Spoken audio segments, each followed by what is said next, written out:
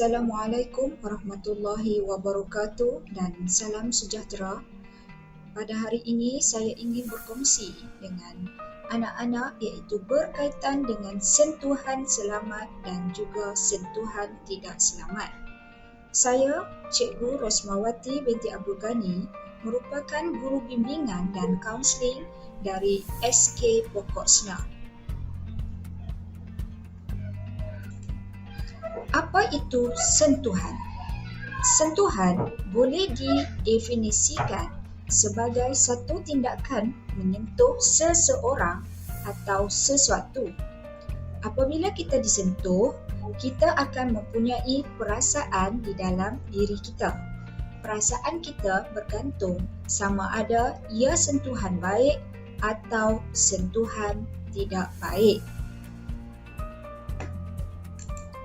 Terdapat dua sentuhan, iaitu sentuhan selamat dan juga sentuhan tidak selamat. Sentuhan selamat boleh digambarkan sebagai sentuhan yang membuat kita berasa gembira, selesa dan selamat. Contohnya, apabila ibu bapa memeluk kita. Kedua, sentuhan tidak selamat. Sentuhan tidak selamat merupakan sentuhan yang membuat kita berasa tidak selesa, tidak selamat dan memberi perasaan buruk di dalam diri kita seperti sedih, malu dan takut. Contohnya, sentuhan tidak selamat ialah apabila kita dipukul atau ditolak. Ini merupakan 4 zon yang dianggap sulit dan juga peribadi. Yang pertama iaitu punggung, yang kedua mulut, yang ketiga dada dan yang keempat kemaluan. Jika seseorang menyentuh anda, apa yang perlu anda lakukan?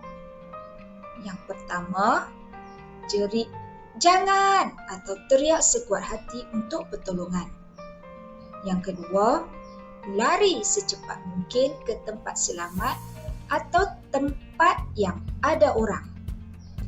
Yang ketiga, beritahu seseorang yang anda percayai seperti ibu, bapa, nenek, datuk, cikgu dan sebagainya.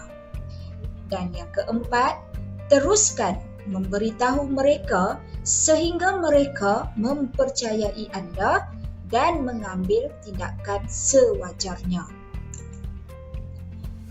Situasi-situasi yang perlu anda beritahu ibu bapa atau seseorang yang anda percayai.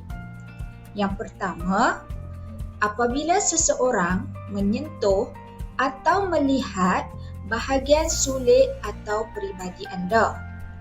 Yang kedua, apabila seseorang menunjukkan bahagian sulit atau peribadi mereka kepada anda. Yang ketiga, apabila seseorang meminta anda menanggalkan pakaian anda. Yang keempat, apabila seseorang mengambil gambar anda tidak berpakaian. Yang kelima, apabila seseorang menunjukkan gambar atau video orang tidak berpakaian kepada anda. Dan yang keenam, apabila seseorang menyentuh atau mencium bahagian sulit anda. Itu merupakan situasi-situasi yang perlu anda beritahu kepada ibu bapa atau seseorang yang anda percayai. Ibu bapa boleh membantu memperkasakan anak-anak dengan yang pertama, perlu berbincang dengan anak-anak mengenai sentuhan baik dan sentuhan tidak baik.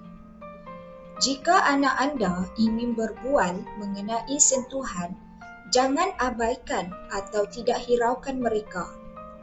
Ambil peluang ini untuk mengajar mereka tentang badan mereka yang gunakan bahasa dan istilah yang sesuai apabila mengajar mereka tentang bahagian badan mereka. Yang kedua, sebagai ibu bapa, jangan memaksa atau menekan anak-anak untuk bermesra sewenang-wenangnya walaupun dengan sanak saudara. Ini adalah kerana terdapat kes penderaan yang melibatkan ahli keluarga terdekat atau saudara mara. Yang ketiga, ibu bapa perlu mengajar dan memberitahu anak-anak untuk meluahkan perasaan tidak selesa dengan menggunakan kata-kata. Sesetengah kanak-kanak mempunyai masalah untuk mengenal pasti atau menyatakan emosi mereka. Sebaliknya, mereka akan menangis, menjerit atau membaling barang untuk meluahkan emosi mereka.